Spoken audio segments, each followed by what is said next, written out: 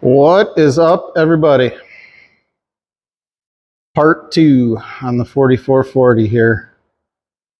Figured, Mrs. G's in the cab, figured I'd better film some of this before we completely gut the cab. But Mrs. G's been working on tearing the interior pieces out. We always put all the hardware in separate bags and mark it. I'm taking glass out. We've got the floor mat and radio vent out. Hey, why are you climbing out? I was going to climb up here and they were going to talk with you. Running away? What? I said, what are you running away? Mrs. G's doing her favorite job. Scraping interior out. At least this doesn't smell like rats. It smells like cattle. Cattle poop. So Mrs. G, show the shirt you're rocking. So Mrs. G designed a logo for RG. And she got both me and her a t-shirt and just a handful of these stickers made. But you guys let us know what you think of that. If you like that logo. Maybe, they're gonna like it. Maybe at some point we'll start selling some stickers and whatnot, but I'll flip it around. Stream close up. See, we're twinning today. Is going to finish scraping off all the cab posts. I'm going to work my way around on those two windows, and then all the presents above this headliner are going to fall down on it. On her with all of that. Yeah. I just finished evacuating the AC system, so we'll get all shop vacuum. Yep, get all the interior out, and then scrape away at as much of this glue as in mahong as we can, and vacuum it out. Take the seat out. Take the bezel off the dash. They had that's like a Murphy gauge system, so it alarms at you or whatever if the coolant temp gets too high or it loses oil pressure. We're getting rid of that. Any other words of wisdom, Mrs. G? I don't have much wisdom these days. My kids stole it all. Yeah, I'm with you. We'll bring it back. Okay, it's the next weekend. Mrs. G's been waiting all week to work on this again, haven't you? You bet. Rocking the snap-on shirt today. So we have torn a whole bunch of stuff apart on this thing. The cab is pretty well gutted. Got the fenders off, glass out, other than still got to pull this windshield out. Headliners out. There's a bunch of corn up there on that ledge. Mrs. G has this stuff all torn apart. She just finished taking the shifter console cover off. She's going to take the seat assembly out next. I'm getting ready to pull the radiator.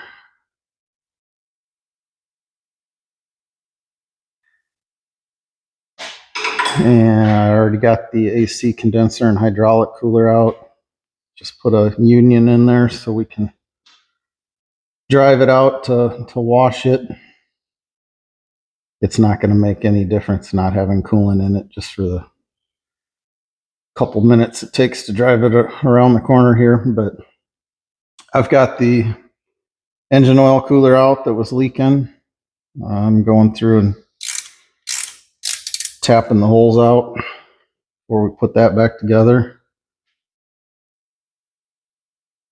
So I borrowed the checkbook yesterday. Mrs. G loves it when I borrow the checkbook, and boy, did I buy something cool. I can't wait. It's going to break the internet whenever we do that project. It has to come here on a low boy, I'll give you that hint. We sold the Mr. Big Box too. I never told them that. Oh. Yeah, it's gone. Oh, then wait for what's in store. Oh yeah. Oh yeah. That's why we have to have the curtain closed so you guys can't see what the tool surprise is. Upcoming video on that. I'm gonna finish cleaning these out and clean all the old gaskets off of the oil cooler. Mrs. G's gonna pull the seat and vacuum up everything she can in here. It's always fun to pull these seats because you find all kinds of treasures under there. Sometimes stuff back to the 80s when this thing was built. Golden diamonds. Yeah, golden diamonds. That's what we're looking for. That is exactly what we're looking for. So she'll pull the seat out and I'll bring you guys back when I'm putting this oil cooler on and we'll see what else we get done. Right? Right. Mrs. G just got that seat loose and what did it take you? 5 minutes? Not even. Not even. I'm not making fun of anybody or anything like that, but there is a young farm couple I watched YouTube video, like it was like a 2-part video on them trying to get the damn seat out exactly the same as this. Yeah. It's just 4 bolts. You slide the seat all the way back and there's 2 in the front. And then you slide the seat all the way forward and there's 2 in the back. Just use a gear wrench. And now this whole assembly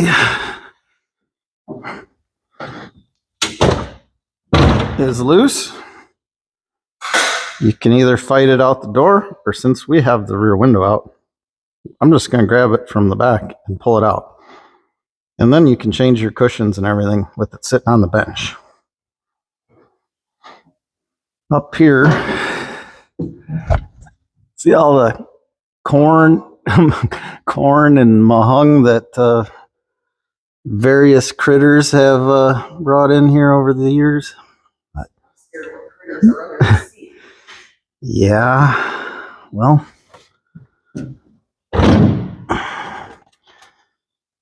there's more corn down there, but what are you doing, lady? I'm not handing this seed out to you. Showed them the weird seeds that we found to see if they knew what they were. Oh yeah. No, it's not as bad as I thought. There's glass though. Yeah, somebody broke a window. No, there were weird little seeds all in here. Yeah. Oh, there's one. What is it? That right there. Yeah, it was full of them. Yeah, there was a bunch of these things in here. No, the treasures are under that, but I gotta start the tractor and then that'll hydraulically lift up and there'll be all kinds of shit under there. You want me to toss this seat to you? All right, I'm back. We lost Mrs. G. She said she had to mow the lawn, so she's such a slacker, always trying to get out of work, but take what I can get. I got this all cleaned up and all the pieces cleaned up. Got the gaskets high tacked on there. Changed out the O-rings. There's 2 in there. That's what was leaking. And they just get super brittle over time. Got all ready to throw it on and realized that the parts guy didn't give me this gasket. I'll give it to him this time because you really don't have to take that off to change the oil cooler seals, but that's not how I roll. But I guess we can't put that on now, which sucks because then I could start the thing and pull it out to start washing it, but Saturday afternoon they're closed, so whatever. If I was overhauling this engine, I would replace this oil cooler. It's an original 1980. But this old girl runs just fine, and we're going to spend enough money on it, making her look pretty again, and I have to have profit margin in it to flip it, so that's why this one is a major bonus, not needing any major mechanical work. Gives me more ability to a better chance of making more profit. What else? This block heater was shorted out, so I got this part loose and that big threaded bong or whatever you want to call it. Holy cow. 1 7/8 wrench extender, 3/4 inch ratchet hooked into the wrench extender. Couple broken knuckles, busted knuckles, and a whole lot of swearing, and it's loose now. So I'll pull that out. I have a new one, but obviously we won't put that in until it's painted. I got the radiator out.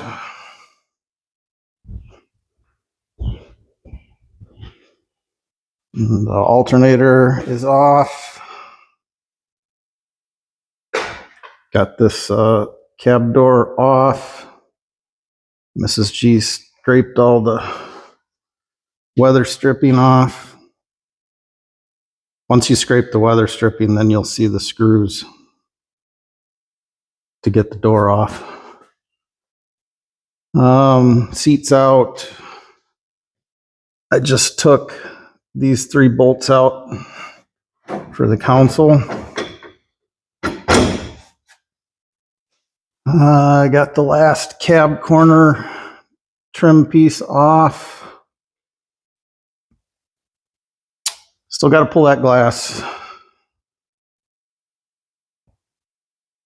And I have to undo the wiper motor from this door frame. And these hinge pins are frozen. They're real bad, so I'm going to have to heat that with the torch. Get the door off.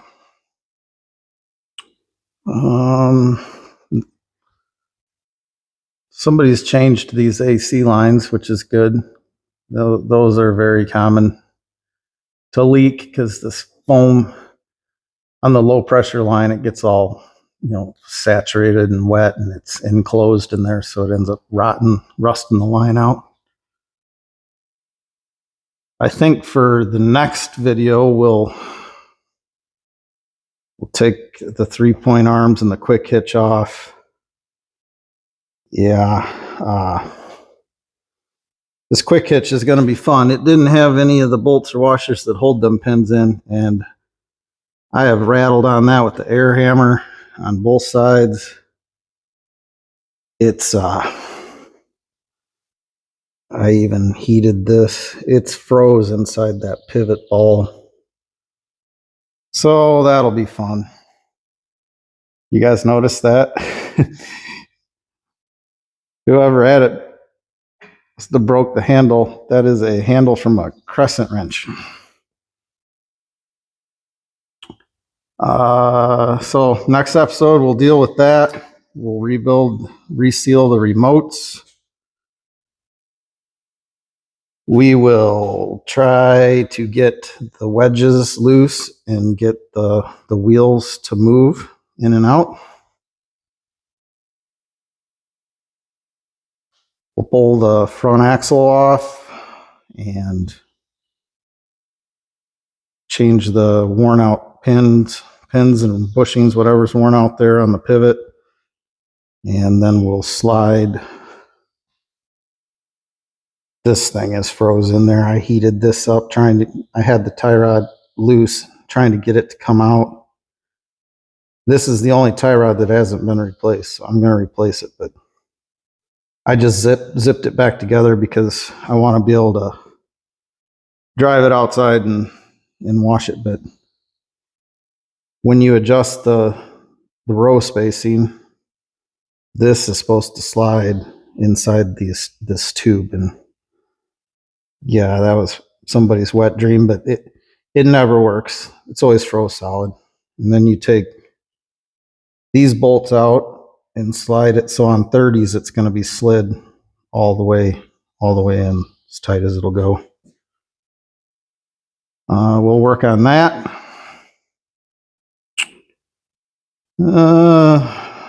Oh, the shifter console. Let me move this.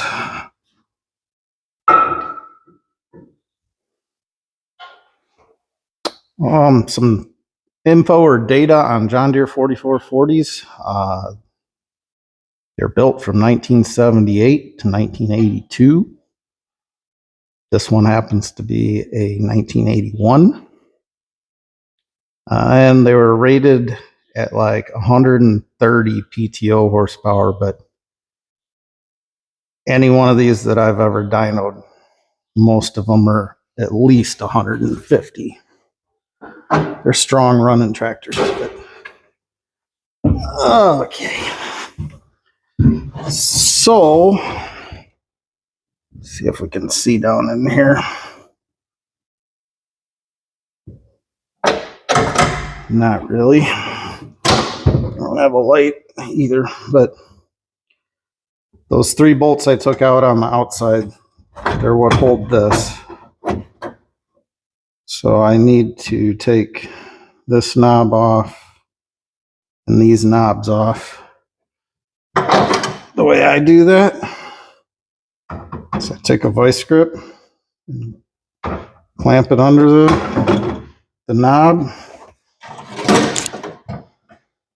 and then I just use a pry bar between the vice grip and the knob to pop them off. But